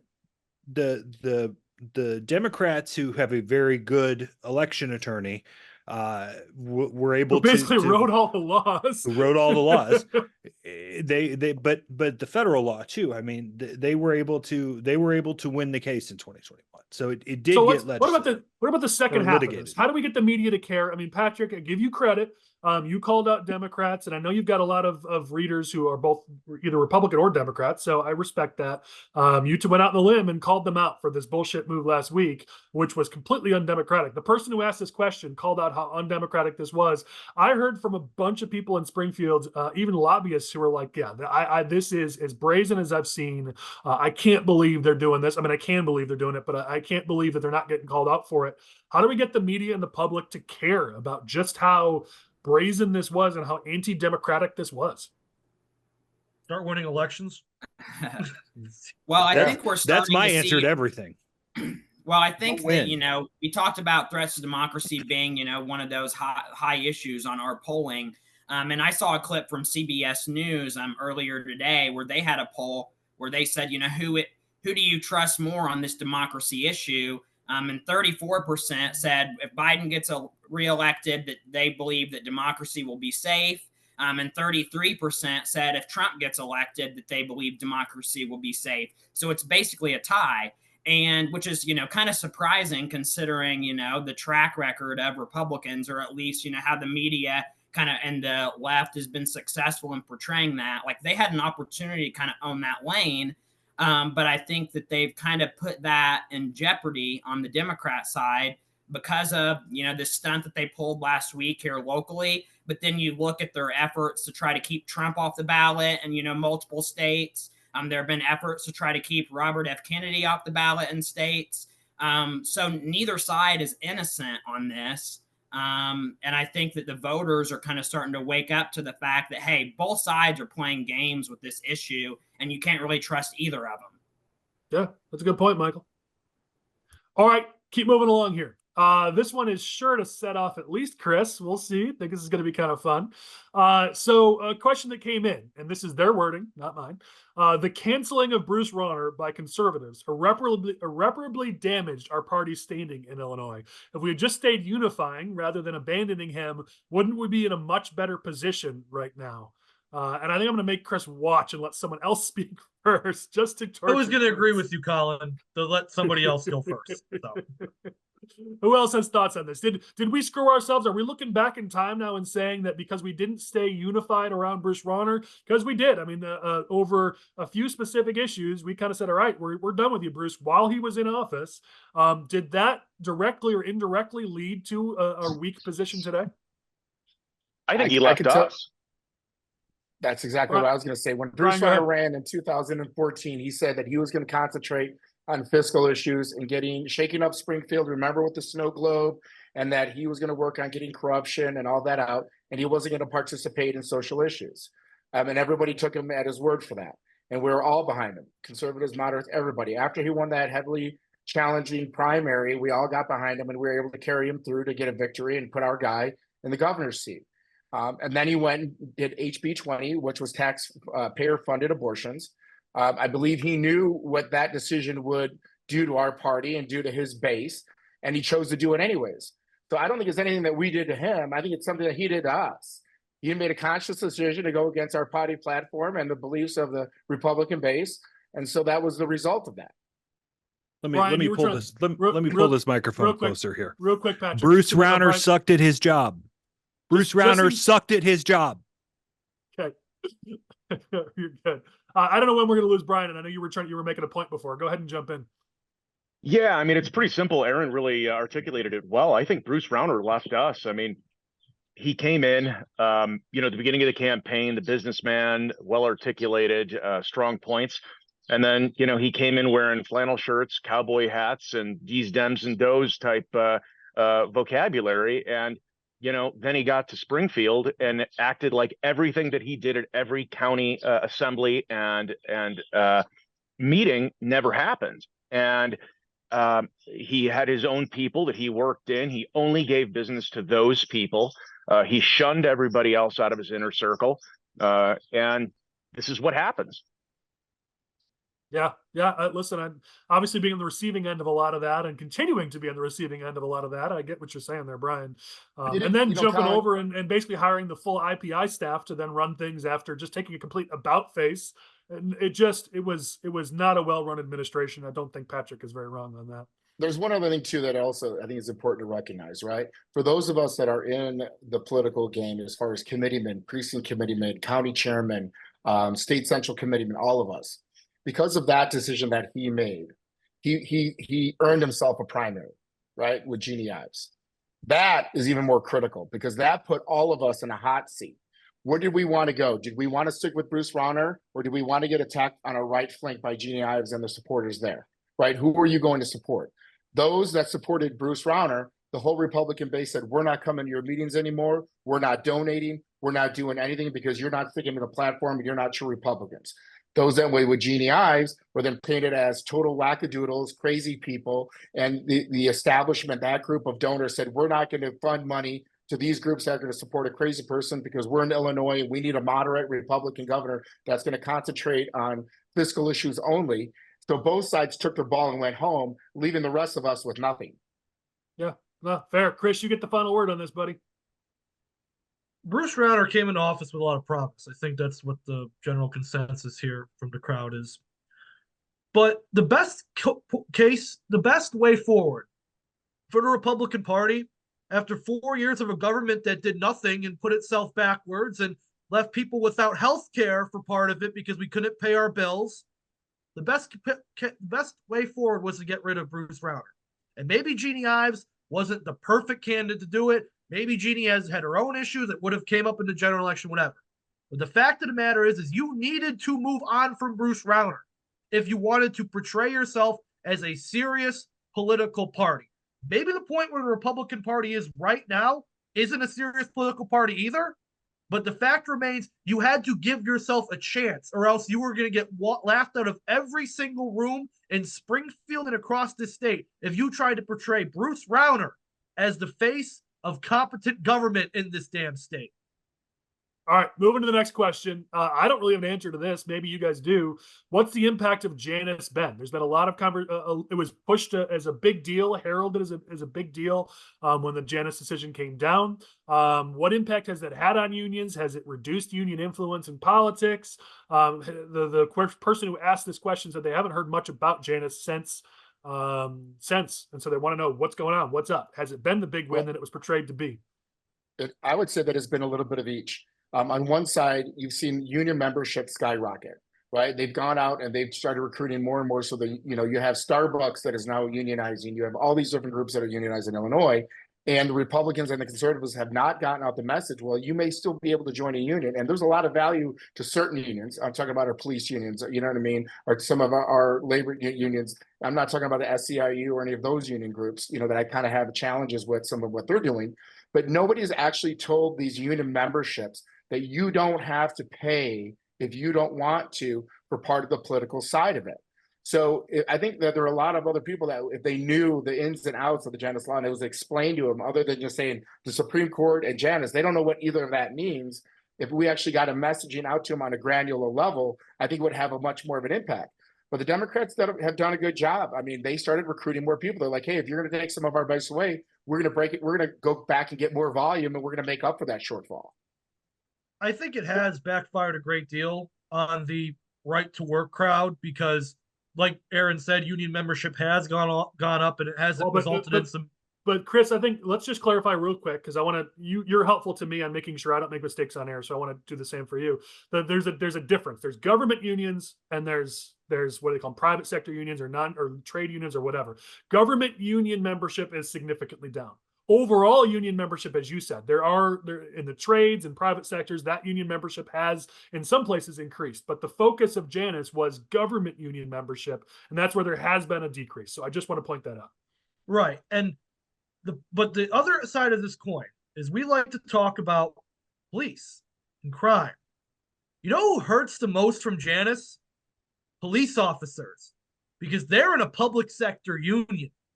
And when you have people like, the left who go into the Chicago Fraternal Order of Police and go to some officers and say, you don't have to be in this union anymore because of X, Y, and Z reason, and try and weaken the Fraternal Order of Police's power, you have Janus to blame for that. Whenever somebody tries to weaken the bargaining power of cops to their local governments, you have Janus to thank for that. So I don't want to hear any Republican who supports right to work ever talk about police officers ever again because they're hurting the very people they claim to support. I don't agree with you, Chris. I think that any far left progressive that you're, that you're describing that walks into the FOP is going to be getting grabbed by the back of the collar, the seat of the pants, and thrown out in the street, right? I don't see far left progressives, and I would be shocked if they walked into a police station, right? And the only way they're out there is if they're protesting out front of how there's so much brutality and how they're, they're targeting different minority groups and the racial profiling and they're shooting all the Filipinos and everything else, right? I just don't think maybe it's true. I just don't see how that's applicable. Listen, I like the hot takes either way. I'll say this though, for the state of Illinois, You want to ask, has this in any way impeded the power of unions, especially government unions? Not in this damn state. I mean, all the money, you look at Democrats and their cash advantage, it is almost exclusively from unions. There's a lot said, and Patrick, I'll give him, God, I've said way too many nice things about you in this episode, but you do a really good job putting out the fundraising numbers every quarter. And there's a huge gap between Democrats and Republicans. But what is underreported by everyone is the fact that if you remove the union money, Republicans actually, as bad as we are at fundraising, we actually do a better job than Democrats. Democrats don't actually fundraise from the general public, from businesses. They don't go out and do the shoe leather work to actually fundraise. The vast majority, almost all of the money Democrats raise is directly from unions. So has this impeded union power in the state? Heck no, it hasn't. No, take a look at the Brandon. Look at Brandon John's race, right, for mayor of Chicago. The Chicago Teachers Union spent every dollar they had, and then when they ran out, they went and loaned against it to get more money in to get him in the mayor's seat. They didn't just put a down payment. They put a mortgage on the mayor's seat of Chicago that they're going to be paying for years to come through, right? Their coffers are so empty and they're borrowed against it. But there you go. That is another great example of Democrats, right? We don't have enough money. We're going to go borrow it. We're not, we're not just tax and spend. We're borrow and spend Democrats. Just to win an election too, which now they regret winning, ironically. I just want to clarify something so I don't get in trouble with people who like me, the few of them that there are. I wasn't specifying that there are people within the FOP who are trying to move the union leftward. I was specifying that Janus allows a left organization to talk to police officers because no group is monolithic at all. Not every cop is the same. And, disrupt the union's power and, I think we followed, but I certainly don't mind your clarifying just to make sure you're safe. All right, let's move to the next question here. Michael, you got to be faster, man. You got to be faster. All right, next question here. And Michael, you can kick us off here. How unified is the Illinois Republican Party headed into the state convention? How unified are we? Michael, why don't you start? Since you're always our ray of sunshine, and then we'll let the storm clouds come in. Oh, sure. I mean, I think that we're in a pretty good position right now. Especially locally here in the Metro East, there's been a lot of progress on that front. County organizations working together. I mean, we saw that when everybody kind of came together to get Jake Even across the finish line on those petitions. So I think we're in a good spot. Obviously, there are a few, there are always outliers and people that, feel like they have a vested interest in us not being unified, but we just have to tune those people out. And I think also there are some people that are just not worth being unified with. And as long as we're, 95% or 90% unified, like the other, 5% of the whack jobs that are out there can just pound sand. So basically, Michael, your point is get on the train or we're going to run you over. Oh, yeah. All right. I'll tell you one thing coming from the State Central Committee that's actually putting together and organizing this committee, or pardon me, this convention. I'm on the arrangements committee. We're doing a lot to put this together. There were some big challenges based on when the RNC convention was launched, based on when we had our primary elections, and based on when we had to have our individual county conventions, right, to elect leadership and chairmen in each of those areas. Unfortunately, our state convention is going to be on Memorial Day weekend, and that's dropping a lot of the participation that we're having. Additionally, we have a program where we bring the state convention all across the state. People, down by where Michael lives don't always want to have to come up to Rosemont or come to Chicago for a convention. But this year it's going to be in Collinsville, which is, for us here in Palatine, it's almost a 4.5-hour drive all the way down there. Spending a couple of days. So our participation numbers, unfortunately, because of those two major issues, are a little bit low. But I can tell you the leadership from the State Central Committee are all united. We may have different issues on policy, different issues on candidates, but we are all excited about coming together, evaluating our platform. There have been some great suggestions about developing our platform, making it a little bit more refined since the last time we did it 4 years ago. We're going to be electing new national committeemen and committeewomen, which is going to be something we haven't done in many years because the two other ones that we have are great and they've been term limited out. And we're also going to be appointing our 10 delegates and 10 alternate delegates to represent Illinois at large at the RNC convention in Milwaukee in July. So there's a lot of things that are going to be happening. I encourage anyone that has an opportunity, has time to come down. You can leave Saturday afterwards if you want. If not, a bunch of us are going to be going to the Cubs versus Cardinals, or is that what they are? I know they have a minor league team down there in St. Louis. Hey, now. That is they're going to be going against our North Side fans, but it's going to be a great event. You guys are going to get amazing goodie bags. I know, because that's my committee. You can all get your customized Aaron Delmar State Central Committeeman for the 5th District goodie bag for free when you register. Hotel rooms are incredibly affordable. That is one great thing about being in Collinsville. You're not paying $300 a night. You're not at the RNC convention where it's $450 a night and you're an hour away.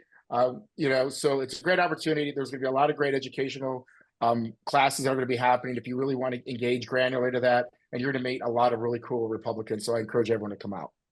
I see we've got a new expert, Willie, over there who's joined us with Patrick. And I know you got to go soon, Patrick. But hey, Willie, what's up, buddy? Say hi, Will. I think our other Brian also seems to enjoy that name. We'll be happy with your name choice. Yes, I too have a little Will. Mine shows at 18 months old, which yours doesn't look all that far from, to climb up a 24-foot ladder and join me on the roof. So I wish you good luck. The name Will and little boys, God help you. He's dangerous, his middle name. I'll finish on this topic to say there is clearly an enthusiasm gap for Republicans.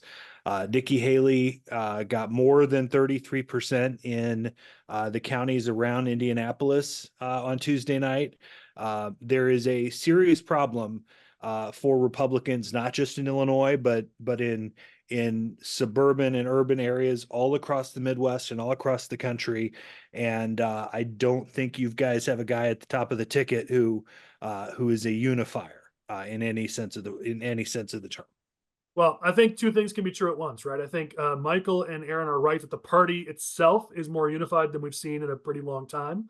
But I also don't think that Patrick is wrong that amongst the voters, we do have a challenge. I mean, Chris and I and Abe, our data wizard, have been working on a project that we'll probably unveil in the next couple of weeks here. But essentially what we're seeing in some of this data is you look at throughout the suburbs, the Republicans who picked up Democrat ballots in 2020 or in 2022 have continued to pick up Democrat ballots in the primaries. And there's a worrying trend there of history has shown that if you vote a certain way a couple elections in a row, you keep voting that way. And now we've got 3 elections in a row of Republicans who have picked up Democratic ballots in primaries and continue to do so. So there's definitely some worrying numbers here amongst the voters. But I will give kudos to our party and our party leaders that this party is more unified than I've seen it in a very, very, very long time. So that's a good sign. But November, it's the voters who matter. And we got to figure out a way to bring those Republicans home.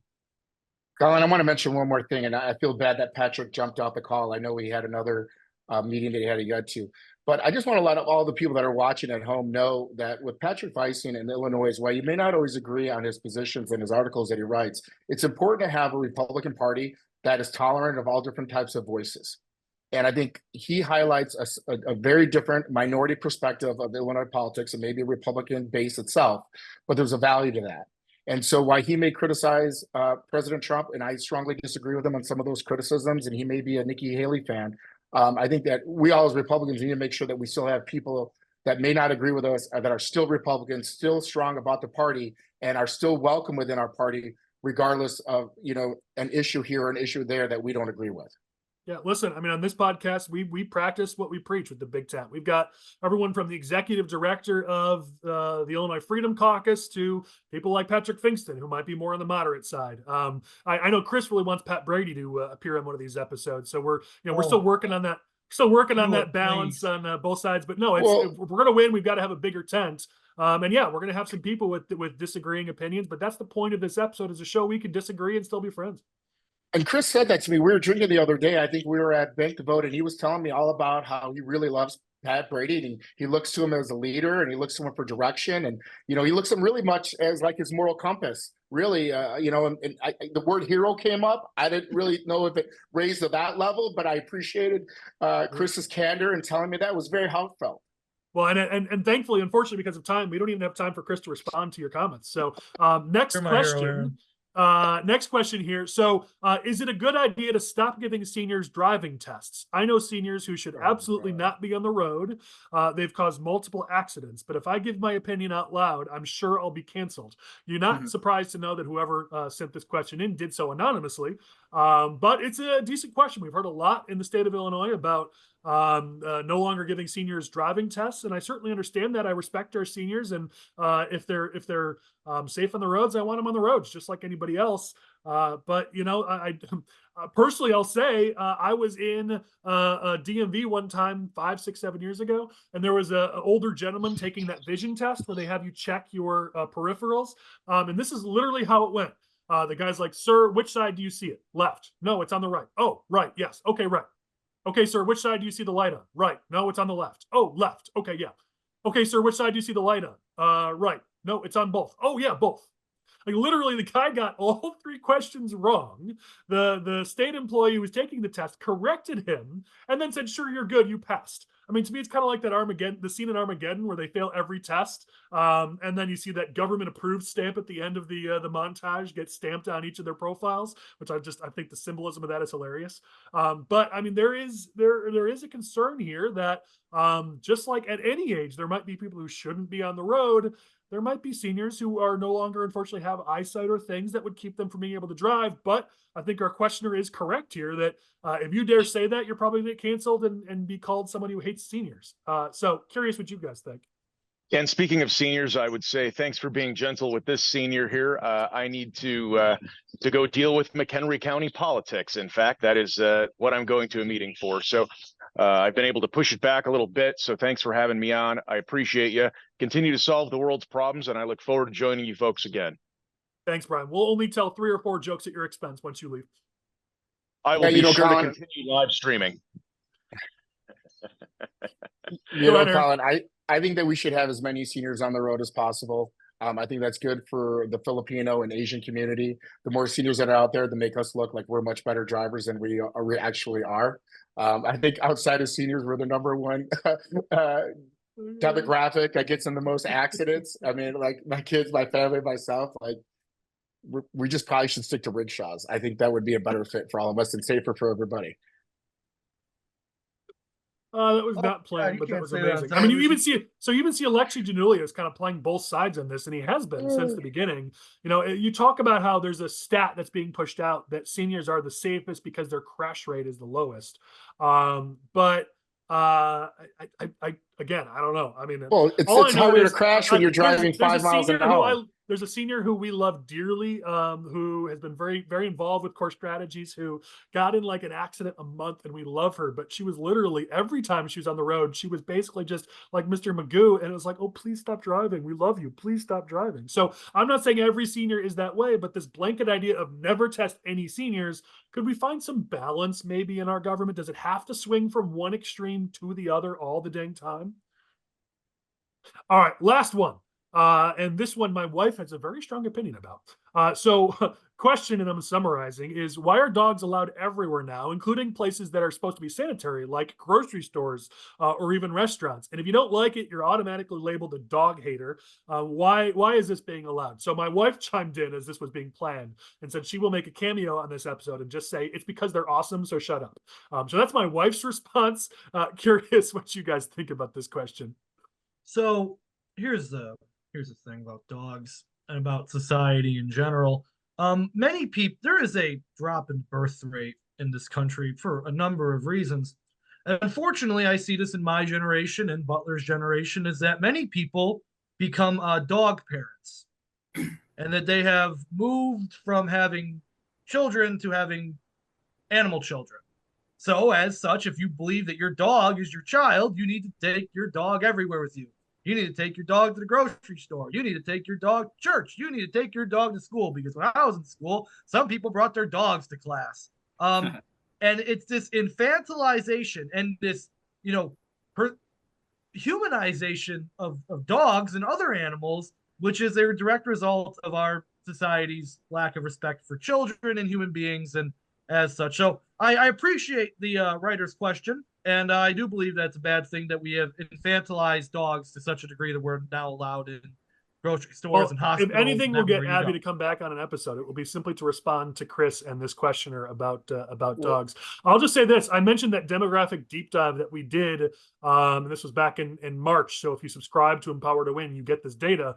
And dogs specifically, I'll say it was 30% of voters responded they have dogs, including 37% of conservatives, 37% of Republicans. And so if you want to bash dogs, certainly don't do it if you're a member of the Republican Party, and certainly don't pull a Kristi Noem and take it out back and shoot it. If you want to bash dogs, I mean, liberals, only 24% said they had a dog.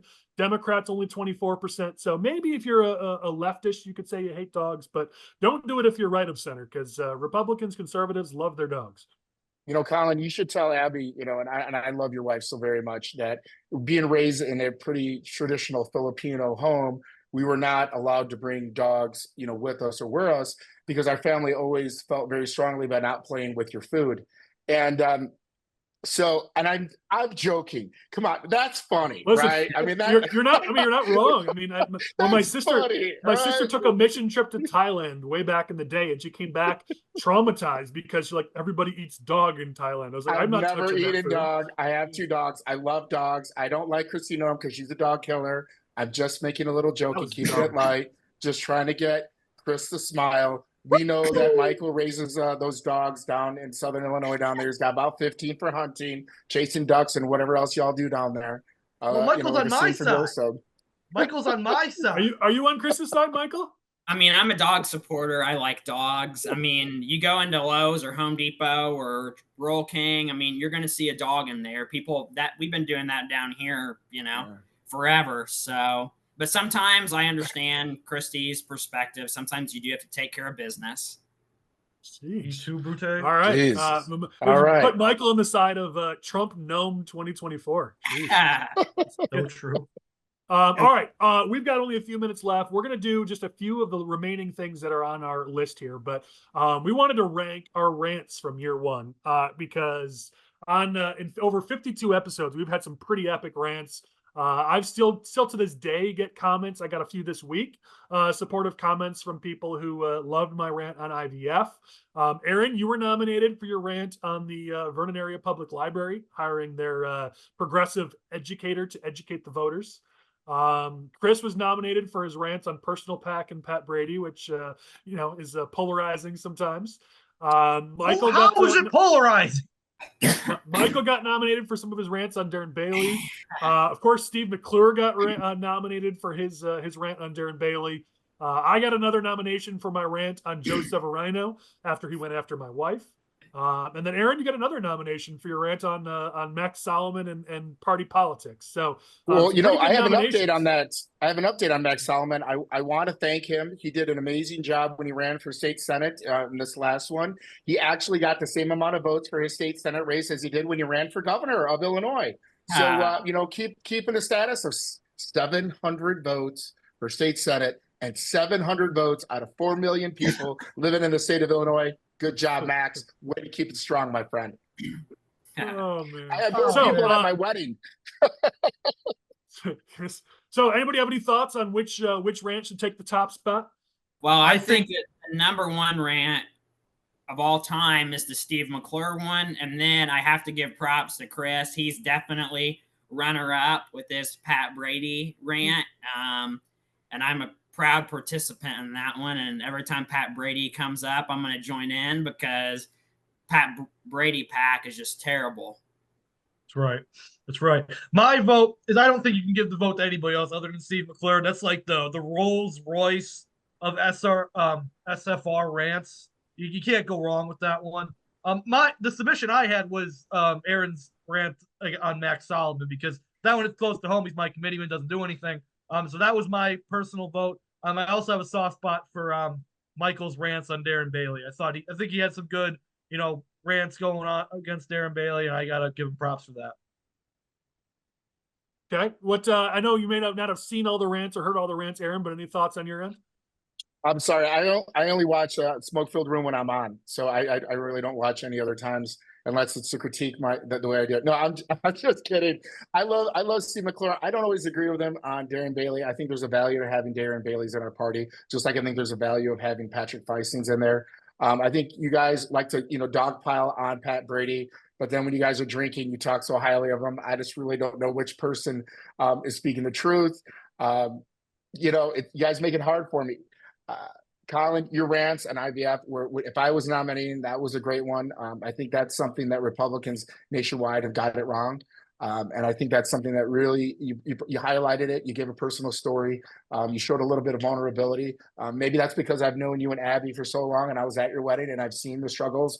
And I consider you guys really good friends. And it was heartbreaking for me as your friend to see some of the struggles you guys had and how blessed you were to finally have Teddy. I know that my family is really supportive of you and supportive of that. And so to see the love and the life that God bless you, and if you had to go through IVF to get that blessing, then I'm all for it. Appreciate that. Well, in terms of ranking the rants, I got to tell you, we have a clear winner, and here's why.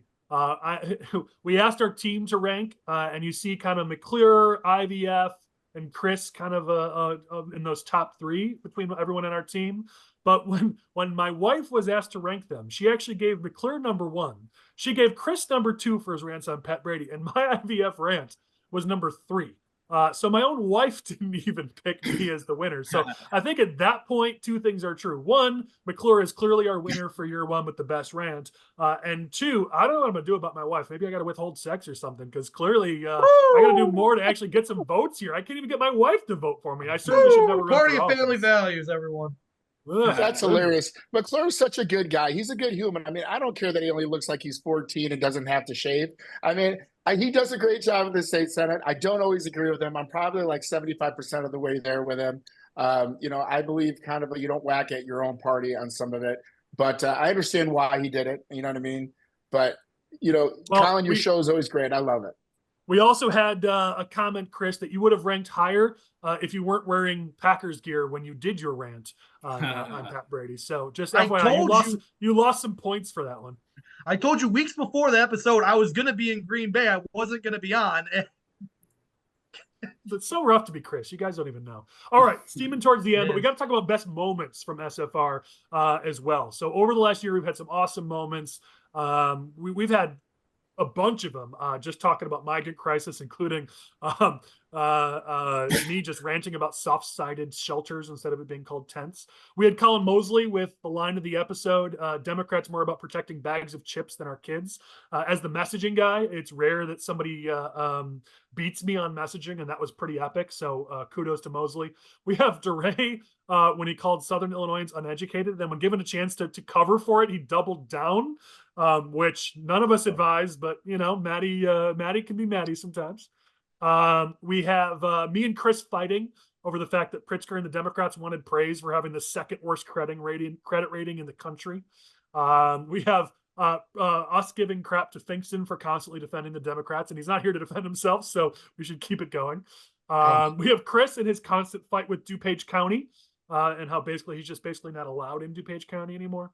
Or Pritzker's administration using our SFR to try to pretend like voters support him and say that Illinoisans are happy in Illinois when he decided to take our polling out of context to try to look good. Those were some of the top moments brought up by our team. Anybody have a moment either to add or they want to say that was their favorite moment from the year? This is more for Chris and Michael since they've been around, but Aaron, feel free to jump in. I just think that you guys are very tolerant. I mean, I come up with some pretty on the edge, maybe over the cliff jokes, and you keep on having me back. So thank you very much. I don't know how well the dog eater joke's going to play, but we'll see after you launch it tomorrow. I think it's the driving joke that'll get you more than the dog eater joke, but I like it. I don't know. I think I'm just gonna to cowboy this thing and say Mosley deserves it. The line about that became our title line for that entire episode was pretty epic, and so I'm gonna give Colin Mosley the win on this one. What do you guys think? I thought that was a pretty good line, but I think we missed one. I don't know why you took that argument that we had about the state's bond rating. I think you and I had a much better argument and a more heated argument over Brandon Johnson wanting to sue the car companies. Yes, I thought that was a way better argument. You're right. Yeah. I forgot about that. That was a way better argument, much more heated. That thing got philosophical. Butler chimed in on my end. You had Oliver on yours. Like, that was a really good argument. Like, so we got to find the episode and replay. That was a great argument. Yeah. That really was a good one, and I remember winning that argument too. So I still think it's Hyundai and Kia's fault.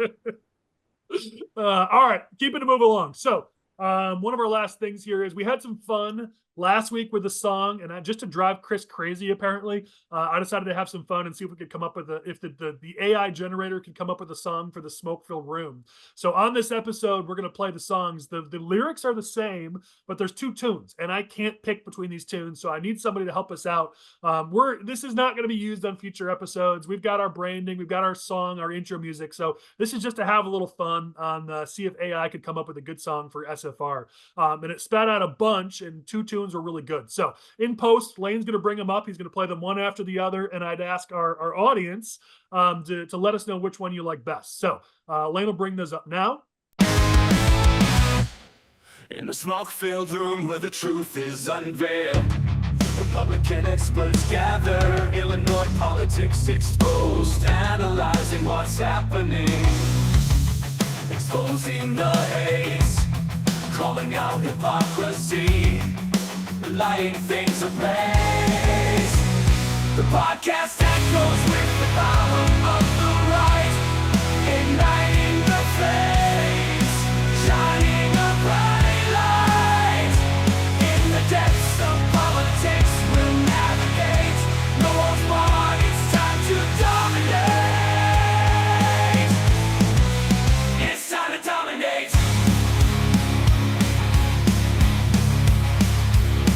Share how to beat the Democrats, 'cause every week's theme, the candidates are flawed, the policies extreme.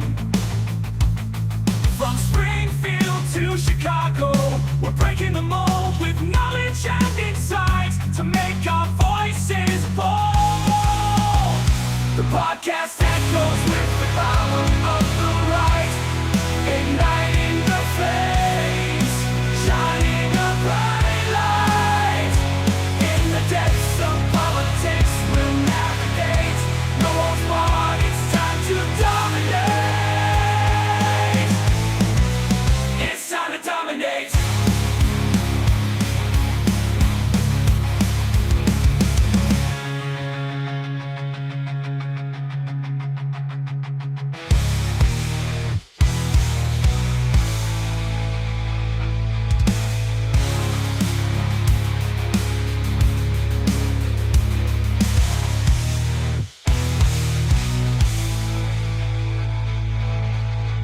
In the smoke-filled room where the truth is exposed, Republican experts gather, Illinois politics unveiled, analyzing what's happening, exposing the haze, calling out hypocrisy, lighting things ablaze.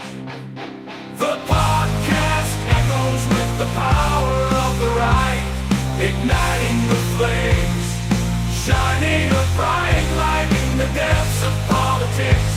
We'll navigate, no holds barred, it's time to dominate.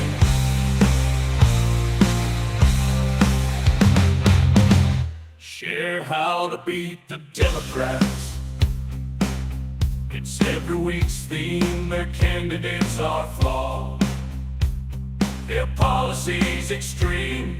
From Springfield to Chicago, we're breaking the mold with knowledge and insight to make our voices bold. The podcast echoes with the power of the right, igniting the flames, shining a bright light in the depths of politics. We'll navigate, no holds barred, it's time to dominate.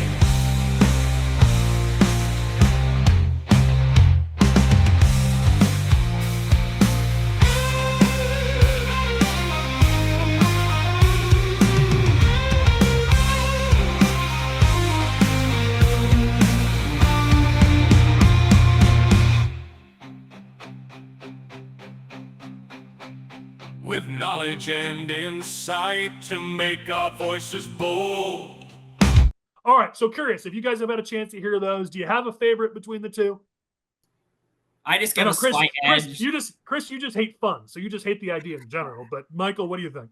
I just gave a slight edge to the second one. I thought the second one was just slightly better, but obviously they're both good. But I like. Yeah, my problem is the country one that you're talking about. I think that was the second one. That one, it was a little slower, which I didn't like, but the chorus is catchy as heck. So it's like if I could almost take the chorus from the second one and bring it into the first one, it'd be a perfect winner. Yeah. I don't know. Anyone else have thoughts? Chris, you just hate all this, right? The jumping to shark gift won in the Discord poll, so. Yeah, fair enough. All right. Well, hopefully our viewers will have some thoughts. We had some fun with it. All right. Let's close with this. As we go into year 2, we're coming up with some fun ideas on how we can keep this fresh. We're going to keep having guests, fun guests, controversial guests like Aaron and Patrick, bald people like Javor who show me up and smoke in the rain. He's a bigger badass than I'll ever hope to be, so I guess it's acceptable. But we're going to continue with this, with having fun guests and having our experts and Chris and Michael join us. But we're thinking about it having some regular segments, having some fun. So curious if you guys have some thoughts, especially you, Aaron. You tend to be pretty creative. Even to our audience, if you guys have ideas, here's what we've come up with so far. So we're having the idea to do a song of the week. So our top topic of that week, maybe having the AI generator spit out a song and just seeing what it spits out, have some fun with it.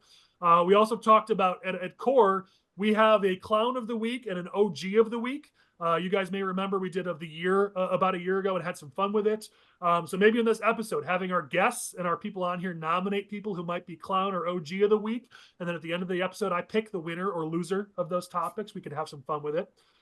We also have our regular Empower to Win segment every week, talking about that. Anything else you guys can think of that might be fun to bring up each week to have some fun with? I think we should have conservative karaoke. I think that'd be funny as hell, right? There you go. So whoever comes on the show's got to pick a song, and then they got to sing at least 2 or 3 bars of it, some karaoke, because I think that would liven up and make it a lot of fun.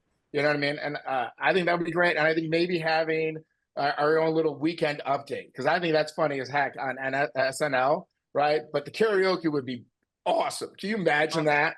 I like that. And you know what? You're right. I mean, we as a party have to get better at using humor to make our points. I mean, for how many kids or, well, young adults now got all their politics from The Daily Show because Jon Stewart is just effing brilliant. I mean, it's The Daily Show, though not as much anymore. It's Weekend Update. I mean, if you can push your political philosophy with humor, you can tend to get past their gatekeepers and get your position into their minds. It's like using Proverbs or Aesop's Fables. It's the same exact concept. We've done better. I very early on in my political career, I pushed that we should use visuals like cartoons. And I'm not going to take credit for this, but I know IPI and Eric Alley have been doing that for like a decade at this point. And it's always pretty impactful to push as a humorous cartoon to push your position. And that usually gets a lot of shares, a lot of likes. They've done an awesome job at that. And so I think if we got better, some sort of Weekend Update type segment, I don't know if we could do it here at SFR, but someone who's actually pretty funny, which is probably not me, but someone who's got some humor, got some comedic chops, could probably really help push conservative positions that way. I think we might have a guy. I mean, I think the other thing too is we should all talk before we appear on the show of what we're airing, because it looks like all 4 of us are going to go golfing right after the segment's over. So that might be something. Especially the 3 of you guys with your polos. My goodness. Chris, Michael, any ideas from you guys? My idea is that every week we have like a Rock'em Sock'em segment where you and I pick a topic we disagree on and we just go at it for like 2 minutes. Like to see who can get the best argument in 2 minutes, and we alternate who goes first, who goes second every week. Our viewership would plummet. It would plummet. We'd make zero money. We already make zero money doing this. We'd make even less money somehow doing this. But I mean, at least we'd get all the everything off our chest from the last week of working together, Collin. Yeah, it's not a bad idea, actually. I think there's we'll pass that idea on to Lane and Abby and see what they think. Well, I'm excited about the like OG of the year, like OG of the week kind of segment, because I'm looking forward to giving people props, especially on the OG side, whenever they deserve it, because I think there's a lot of people that are really working hard and doing good things in this state on the Republican side of the aisle, and we need to make sure that we're highlighting those, because there's just so much negativity all of the time. And honestly, I want to do this, and I know I didn't tell you this, but I'd like to give my first like OG of the week to Colin Pruitt with House Republican Organization, because he's doing like one hell of a job there and taking on those challenges like as they come. I've got a lot of respect for him, and I'm excited to see what he does this year because I think we have some opportunities, especially in certain parts of the state, to get some more Republicans in the legislature. So let's make it happen. All right. Well, we're headed to closing thoughts. So, Michael, is that your closing thought, or do you got another thought? No, I think that's a good closing thought. Collin Pruitt, whatever he tells me to do, I'm going to do it because you can't beat him. That is way too much power to give to somebody in politics. But I'm looking forward to. I got to give Collin a text and just see if we can have some fun with this, Michael, and make Michael do things he doesn't want to do. All right, we'll roll with that as closing thoughts. Why don't we stick with our team? Let Aaron actually close us out. Chris, what's your closing thought? So we've been doing this for a year, still haven't gotten fired. Don't ask me how.